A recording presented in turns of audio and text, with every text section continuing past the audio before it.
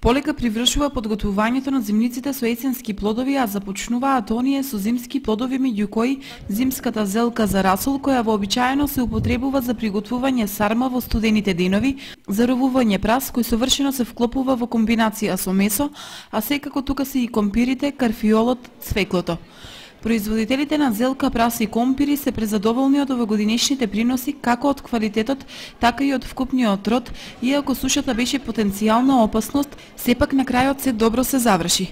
Тие своето задоволство го изразуваат и во однос на продажните цени и заинтересираноста на кочанчани за овие зеленчуци. Како сте задоволни од продажната цена на празот и зелката? За сега е добро, а натака ќе видиме. Заинтересираноста е добра.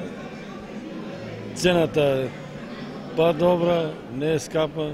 Оваа година е добра. Ако беше многу суша, добра е. Секако е задоволна. Место како што беше од годините, даваа го за 120, 100 динара, 130 највише. А сега е 200 динара, 180, нормална цена е, добра е. Задоволна. Колкава површина под праз засеавте оваа година? Не, јас не сум голем градинар. Речем, ја имаме на површина од 1 декар. Унија сеам и морков, и прас, и зелка, се могуче што има помалку. Квалитетот најнастрадаме со патлиџаните. Патлиџано настрада од болести. А иначе онака се уред. Нормална производство беше. И зелка, и спарнајки. Која е цената на килограм компир? Па 25 денари до 20. Полошиот малку, добриот компир 25 денари. Па добар е, род има, зависи од нивата кај се. Спрема сушната година добро е. Поголем дел и од кочанските граѓани купувачи се задоволни од цените и го споредуваат квалитетот од оваа година со минатогодишниот со коментар дека овогодинешниот е значително подобар. Нивното задоволство е изразено и во однос на цената, но има и такви кои го држат ставот дека цените се високи со оглед на висината на примањата што ги имаат. Па има поволна цена, да ти кажам.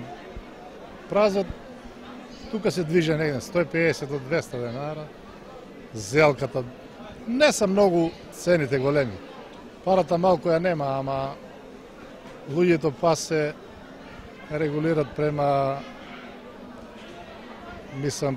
купците, како са луѓето гледат да се погодат така да наоѓа се некоја средина, мислам. Не се многу големи цените. Квалитетот малку сумнаме, да ти кажам. Квалитетот не е. Што да земеш повише, да речеме, да го ставиш малку залика како?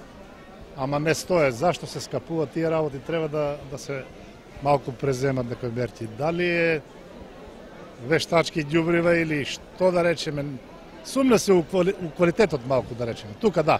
Цените и така може горе-доле, али квалитетот што е важно, некако не сум задоволен секогаш.